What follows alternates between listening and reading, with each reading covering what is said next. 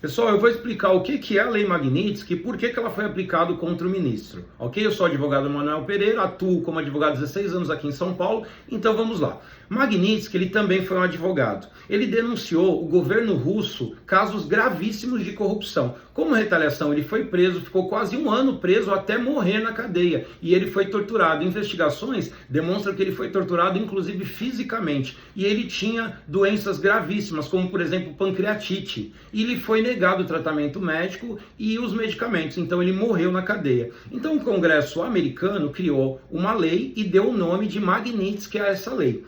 Essa lei estabelece o seguinte, que empresas americanas não podem prestar serviços para quem entrar nessa lista de sancionados pela Lei Magnitsky. Então, empresas não podem, por exemplo, todo o sistema bancário, todo o sistema de pagamento no mundo inteiro, quem coordena esse sistema é os Estados Unidos, que utilizam um sistema que chama-se sistema SWIFT. Então, qualquer banco usa esse sistema. Então, se não pode se utilizar o sistema SWIFT, a pessoa não consegue abrir conta em banco. Então ela não consegue ter uma conta no banco, não consegue ter cartão de crédito, Visa, Mastercard, são tudo empresas americanas. Então, por isso que chama-se essa lei como uma morte financeira, a pessoa não consegue fazer transações, não consegue comprar ações em bolsa de valores, fazer investimentos, não consegue, por exemplo, ter uma conta no Google, não consegue ter um pacote do Windows, o Office do Windows, que são tudo empresas americanas, não consegue, por exemplo, ter uma conta no iFood, no Uber, Netflix, Amazon, então a pessoa fica engessada. E aí é muito grave, porque se ele quiser usar, por exemplo, um filho para poder fazer essas transações, ou usar a esposa, hoje é fácil de descobrir, tem a inteligência artificial e eles buscam, eles cruzam informações. E aí quem foi usado como laranja acaba sendo sancionado também. Então a pessoa se torna uma pessoa como se fosse meio radioativa, todo mundo se afasta. São bem graves as sanções dessa lei. Essa lei foi aplicada para líderes do PCC, do Hezbollah, do Hamas, juízes da Venezuela, que ajudaram Hugo Chávez e Maduro a aplicar aquele golpe lá, você vê, ele perde a eleição, mas ele continua lá no poder, porque tem juízes que dão esse respaldo. Esses juízes venezuelanos, eles foram sancionados também pela lei Magnitsky. E casos de grandes narcotraficantes estão nessa lista. Então agora foi colocado o ministro do STF. Agora vamos entender aqui por quê. Então eu contei o caso do Magnitsky. É muito parecido com o que aconteceu com o microempreendedor, um pequeno empresário. Ele se chamava Clériston, porque ele faleceu. Ele é um pai de família, tem 2 filhas, e ele foi lá para Brasília para participar das manifestações do dia 8. Aconteceu todo aquele quebra-quebra, aquele vandalismo, que é totalmente reprovável, só que ele chegou por volta das 17 horas, já tinha acabado, ele não participou. E aí não tinha para onde ele ir, ele falou, vou lá no acampamento. Ele foi no acampamento, dormiu lá, no outro dia prenderam 1.500 pessoas no acampamento e ele foi junto. Quando ele foi preso, ele já foi de cadeira de roda, ele tinha doenças graves, ele tinha problemas cardíacos, ele tinha uma vasculite também, e ele tomava cerca de 9 remédios. E ele ficou preso na cadeia, lhe foi negado os medicamentos e tratamento médico, e ele acabou falecendo na cadeia. Então, em agosto de 23, os advogados dele pediram a soltura, explicaram com relatórios médicos, olha, ele vai morrer, coloca uma tornozeleira eletrônica, deixa ele responder em liberdade, porque ele ainda é inocente, ele não foi condenado. E aí a PGR, que é o titular da ação, é ele que pede a condenação, a PGR, e fez um relatório concordando e falando, tem que liberar esse cara vai morrer. Isso em setembro, pois em até novembro o juiz ainda não tinha liberado ele para poder responder em liberdade. E o que aconteceu? Ele morreu em novembro na cadeia por uma negligência, ele poderia ter se tratado em casa. Então entende-se que isso é violar os direitos humanos, bem parecido com o que aconteceu com Magnitsky. E tem outras situações que os Estados Unidos têm um serviço de inteligência muito efetivo. Então eles têm todas as informações, eles entendem que esse ministro violou os direitos humanos, como por exemplo o direito à liberdade de expressão. É um direito humano que está previsto na primeira emenda da Constituição americana, e eles prezam muito por isso. E esse ministro, ele manda censurar a rede social, manda censurar perfis, manda excluir toda a plataforma do Brasil, como por exemplo ele fez com a Rumble. O X, que é o Twitter, ele mandou bloquear por 2 meses aqui no Brasil. Então entende-se que isso, os Estados Unidos entendem que isso é violar o direito de expressão. Então eles entendem que isso também é violar os direitos humanos. Então vamos lembrar aqui outros casos. Por exemplo, o Felipe Martins, que era o assessor do presidente anterior, o principal assessor. Ele foi preso, ele chegou a ficar 10 dias na solitária. Ele ficou 6 meses preso. Entende-se que isso é uma tortura, porque até então ele é inocente. Ele ficou 6 meses preso e agora ele está denunciando que ele chegou a ficar na solitária. Então, estão dizendo que tudo isso foi para forçar ele fazer uma delação premiada. O coronel Cid foi extraído uma delação premiada dele e está lá o vídeo, o ministro falando assim para ele, olha, aqui você tem a chance de suprir a mentira que a gente entende que é mentira e corrigir isso.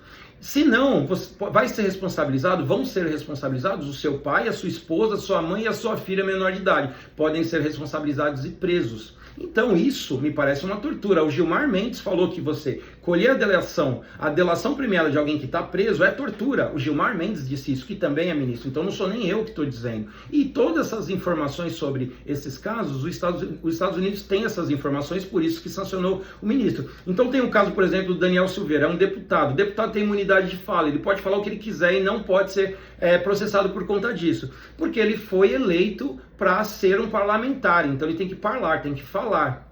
Então ele tem a imunidade de fala prevista na Constituição. Só que ele falou um monte de besteira, falou coisas repugnantes, falou bobagem, falou que tinha que pegar um gato morto e bater na cara do ministro até o gato viver. Quer dizer, isso é papo de policial, porque ele é policial, então usam essa linguagem. Mas isso é metáfora. Mas não, o STF entendeu que não, que ele ameaçou os ministros, que ele atentou contra o Estado Democrático de Direito e ele está condenado a 9 anos de cadeia, já está preso acho que há 4 ou 5 anos, por falar. 9 anos por falar.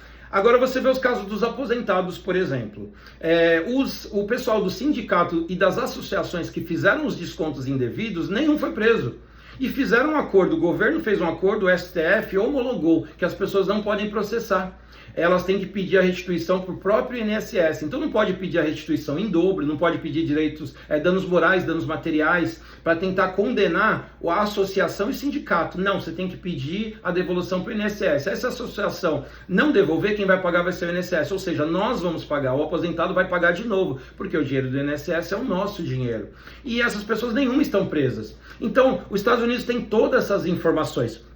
Outro caso é o Alan Frutuoso, ele foi preso, está com tornozeleira até hoje, ele está aqui no Brasil, do canal Vista Pátria. O Alan dos Santos foi fechada a rede de comunicação dele, que era o Terça Livre, ele teve que ir embora do Brasil, deixou a esposa, uma filha que teve encefalite, tem problemas neurológicos, teve que ficar aqui até ele ter condições de levar para lá. Hoje ele está lá com a família. E ele é um jornalista formado. Só que para perseguir essas pessoas, ele coloca que não, é um blogueiro, mas não é jornalista. Inclusive o STF já decidiu que se você dá informação, não precisa nem ter o curso de jornalista, você pode se autotitular como jornalista, mas não, eles chamam de blogueiro para não dar aquele escândalo mundial de que ele está perseguindo um jornalista. Tem o caso do Oswaldo Eustáquio, ele fugiu também, tem ordem de prisão, ele ficou preso, ficou paralítico na cadeia, diz que ele sofreu um acidente e hoje ele está na Espanha. Foi pedido a extradição e os tribunais da Espanha reconheceu que ele é um perseguido e negou a extradição. Então o Tribunal Espanhol reconheceu que aqui houve violações de direitos humanos. Então são por esses e outros motivos que essa sanção foi aplicada ao ministro da STF. Tem o caso da plataforma Twitter, você vê que ele aplicou multas altíssimas e aí ele tirou o dinheiro, mandou tirar o dinheiro de uma outra empresa que é o Starlink, porque ele entendeu que é do mesmo sócio. Só que pera lá, um CNPJ não pode pagar a dívida do outro CNPJ. Isso gera insegurança jurídica e empresários não vão investir no Brasil. Mas ele fez isso. E a multa altíssima porque o dono do Twitter tirou os representantes do Brasil porque ele ameaçou. Ou você vai cumprir minha ordem ou vão ser presos os próprios representantes. Então ele tirou do Brasil. Então por isso ele aplicou multa. E então quando você censura uma plataforma de rede social, como o Rainbow, como o Twitter, os Estados Unidos entendeu, não, peraí, isso aqui é violação ao direito de expressão. E o direito de expressão é um direito fundamental, é um direito humano. Então esses são os motivos da sanção. Tem casos também que o ministro mandou prender cidadãos americanos que moram, que são cidadãos regularizados, americanos, ele mandou prender. Só que ele dá ordem de prisão e ele não mandou intimar para a pessoa se defender. Está com uma ordem de prisão. E aí ele não seguiu ao protocolo. Você teria que mandar para o Departamento de Justiça americano, já que é um cidadão americano. E depois, esse departamento vai analisar a legalidade da ordem, vai mandar para um juiz local e o juiz vai analisar a legalidade da ordem do juiz brasileiro para ver se vai mandar essa ordem para o cidadão americano. Ele violou todo esse protocolo e já tem ordem de prisão contra a pessoa. Então a pessoa, vamos supor, se tivesse vindo para o Brasil, seria preso. Só que a pessoa não teve o direito de se defender. Entende-se que aqui houve a violação ao devido processo legal. Todas essas pessoas do 8 de janeiro, elas teriam que ser processadas na primeira instância.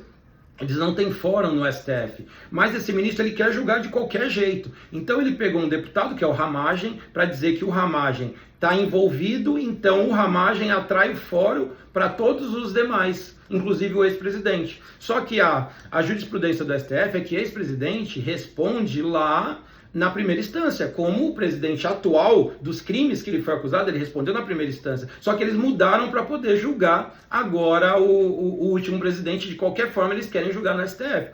Aí veio o Congresso, sustou a ação contra o Ramagem. Isso está previsto na Constituição, o próprio Congresso pode sustar a ação, porque senão a pessoa que é eleita com milhões de votos não pode exercer a sua atividade parlamentar. Então o Congresso tem essa prerrogativa de sustar a ação. Então sustou a ação contra o Ramagem. O STF entendeu que não, a gente vai julgar do mesmo jeito, porque ele dá o fórum para que as pessoas, que o fórum seria na primeira instância, para poder julgar no STF. Então é uma insistência muito grande para tudo ser julgado lá e ser julgado rápido. Então os Estados Unidos entendem que tudo isso é uma perseguição, violação ao devido processo legal, violação ao direito de expressão, e eles entendem que isso é violar direitos humanos, e quem viola direitos humanos, uma pena que eles podem aplicar é essa lei Magnitsky. Espero ter explicado, é um pouco confuso. Siga aí o meu perfil, ADVDR Manuel, tem bastante vídeos interessantes, ok? E até breve. Um abraço, tchau, tchau.